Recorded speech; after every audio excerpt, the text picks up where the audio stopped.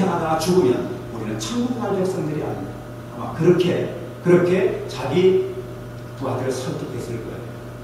성경에는 없습니다. 그러나 하나님께서는 다윗의 기도를 들으시고 확신을 주시고는 그 다음에 성경에는 그들이 그냥 그 일하러 간 것이 아니라 다윗이 지도자로서 자기에게 목숨을 맡긴 부하들 그 400명의 그 수족들에게 분명히 하나님의 메시지를 증거하고 자기 마음을 전했을 겁니다. 그러면 그 부하들이 어떤 부하들이었어요? 그들도 유대인들입니다. 그들도 하나님을 아는 사람들이에요. 그들도 열심히 하나님을 믿던 사람들이지만은 환경이 어쩔 수 없으니까 도망치던 신세였는데 자기 지도자들의 마음을 들었을 때 마음이 움직인 거예요. 여러분, 부하들이 안 된다고 하던 그 마음을 움직인 것이 다윗입니까? 아니면은 하나님이십니까? 하나님께서 다윗으로 하여금 너 그러지 말고 부하들을 설득해라. 그래서 부하들과 한 마음이 되라.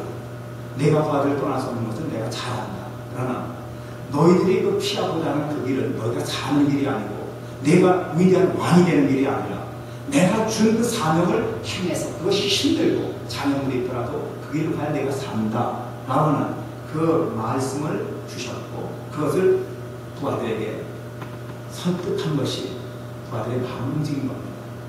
여러분, 배후에는 성경은 우리에게 어떤 사건에 대해서 하나의 문제를 가르치고 그 다음에 결론을 이야기해 주시는데 그 문제와 결론 사이에는 우리가 알지 못하는 엄청난 설득이 있습니다. 하나님 앞에 부하들이 그 마음을 바꾼 것, 하나님께서 부하들의 마음을 바꿔놓으신 거예요. 여러분, 하나님 우리에게 장애물을 주실 때는요 절대로 대책 없이 문제를 주시지 않습니다. 원수 마귀는 우리를 단지 죽이려고 하는 목적으로 문제를 던지지만 하나님은 반드시 해답과 함께 해약제와 함께 어려움을 주십니다. 우리 하나님은 부하들의 반대라고 하는 그 어려운 장애물을 주실 때에 다윗에게 그 문제 속에서 해결책을 찾기를 원하신 겁니다. 그게 하나님의 사람들이 해야 될 문제예요. 하나님을 믿는 저와 여러분들이 어떤 문제가 발생하면 그 문제를 피해서 편한 곳으로 가려고 하면 문제는 영원히 해결 안 됩니다.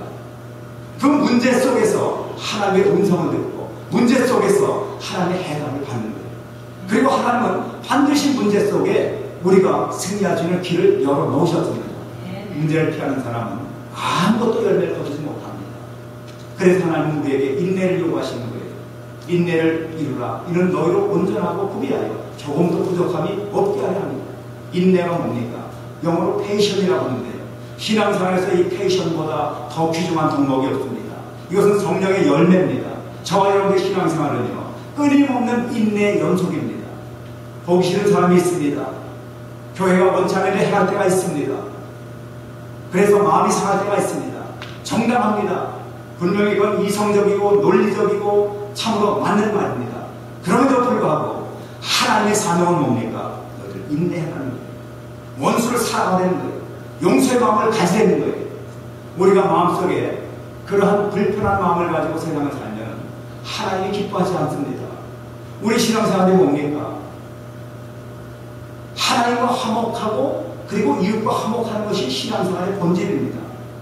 그래서 하나님은 욥에게 그런 말씀을 하십니다. 너는 하나님과 화목하고 평안하라. 그리하면 복이 내게 임하리라. 욥기서 22장 21절의 말씀이 그거 아닙니까? 너는 하나님과 화목하고 그리고 평안하라. 하나님과의 화목이 어디서 일어납니까? 하나님이 주신 사명을 감당하는 거예요. 하나님이 주신 사명은요 설득하고 화목하고 마음이 하나 되고 뜻이 하나로 만드는 거예요. 우리가 살아가면 교회 안에 뭐 뜻이 같은 사람들만 있습니까? 아니죠. 사람은 벌써 두 사람만 모여도 두 사람이 한 자리에 모여도 의견이 달라집니다.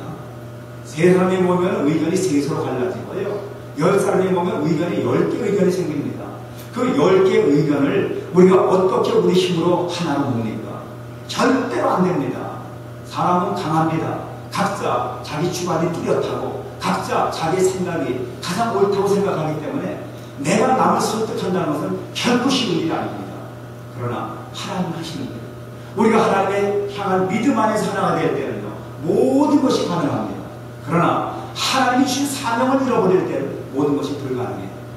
사탄은 끊임없이 우리에게 불가능하다고 하는 부정적인 면만 바라보게 하지만 하나님께서 원하시는 것은 너희들 부정적인 면을 바라보지 말고 하나님 하실 수 있다고 하는 긍정적인 면을 바라보라는 거예요. 신앙에 성공하는 분들을 보면은요, 안 된다고 하는 쪽을 바라보는 분들이 단 한 사람도 없습니다.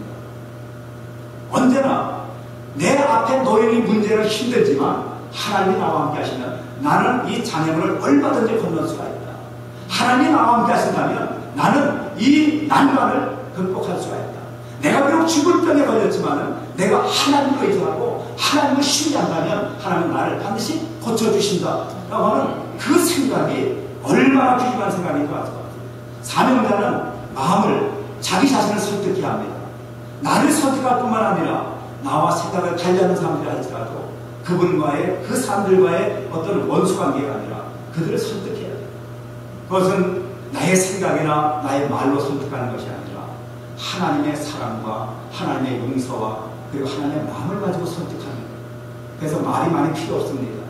우리가 정말 나와 의견을 달리하는 사람들, 정말 내 수족과 같이 움직이는 그 다윗의 부하들이 그 다윗에게 반기를 들었을 때 다윗은 그가 만약 사울처럼 참을성이 없고 사울과 같이 그렇게 혈기가 왕성한 사람이었다면 당장에 그 중에 한 반은 때려잡았을 거예요. 너희들 내 말 듣지 않으면 이제 너는 다 죽는다. 그러면 그 부하들이 마음이 하나가 됐을까요? 그날 밤에 다 야간도 자고 말았을 거예요. 그런데 다윗은 하나님의 마음을 가지고 하나님께 기도하고 그리고 하나님 앞에 응답받고 그리고 부하들에게 자신의 그 믿음과 하나님의 전능하신 능력과 우리가 그 일날을 구원하러 간다고 해도 하나님은 절대로 우리를 블레셋 사람들에게 붙이지 않으신다라고 하는 그 자기의 그 믿음을 부하들에게 심어주었습니다. 여러분, 하나님 함께 하시면 우리는 블레셋에게 당하지 않습니다. 블레셋이 아무리 강하고 아무리 견고한 무기를 가지고 우리에게 도전해 온다고 해도 하나님의 자녀들이 하나님 앞에 기도하고 하나님을 신뢰하고 사명감을 가지고 나가면 반드시 우리는 이깁니다. 우리의 목적지는 천국입니다. 우리의 목적지는 우리의 환경적으로 가로막는 어떤 그 눈에 보이는 가시적인 장애물이 아니라 바로 하늘나라입니다. 우리 하늘나라를 가기 위해서 끊임없이 인내하고 끊임없이 하나님에 대한 사명을 자꾸 생각하고 어려운 일이 생길 때마다 사명을 생각하면서 사명을 바라보면서 하나님과 한 걸음 한 걸음 동행해야 될 하나님의 자녀들입니다. 그래야 우리는 승리할 수가 있기 때문이죠. 부하들의 주장은 피하는 것이었고 피하면 사는 것이었지만 하나님의 명령은 죽는 것 같았지만 그러나 다윗은 하나님의 명령을 따릅니다. 하나님의 뜻은요, 다윗을 통해서 그 일날을 구원하는 것이기 때문에 결과가 어떻습니까? 블레셋은 그 보잘것 없어 보이는 다윗과 400명이 그 부하들이 함께한 그 공격에 블레셋이 물러가는 거예요. 우리의 그 전쟁을 어떻게 그들이 성공했느냐? 물리적으로는 해석이 안 됩니다. 그러나 성경이 분명히 말씀하고 있는 것은 그 이길 수 없을 것 같았던 불가능한 일을 다윗이 부하들과 함께 그 일나로 쳐들어가서 블레셋의 그 점령군을 물리치고 그 일나를 구원했다라고 하는 결과를 봅니다. 그 결과에 거기에 누가 개입을 하신 겁니까? 바로 하나님 능력이 함께 하신 거예요. 여러분, 그래서 불가능 앞에 도전할 수 있는 믿음을 갖게 되시길 주 이름으로 축원합니다. 신앙생활이 바로 그거예요. 신앙생활은 나의 이성이나 나의 논리나 나의 경험 가지고는 절대로 해석이 안 됩니다. 왜 내가 이렇게 바보짓을 하는가? 회의밖에 들지 않습니다. 왜 내가 이 시간에 뛰어나가서 열심히 돈을 벌면 몇백 불을 벌 텐데 왜 이렇게 고생을 하고 왜 이렇게 헛된 삶을 사는가? 이것은 불신앙입니다. 그러나 하나님은 하나님께 사명을 받은 사람들이 이성적으로 나가기보다는 비이성적으로 하나님을 신뢰하고 나가기를 원하십니다. 어떻게 보면 신앙은요, 이성을 잃은 사람들의 삶의 모습 같아요. 그러나 그렇지 않습니다. 하나님을 따라가는 사람들은 사람들이 볼 때는 비이성자 같지만 그것이 진정한 이성이고 그것이 진정한 깨달음입니다. 하나님을 기쁘시게 하는 저와 여러분 되시기를 주의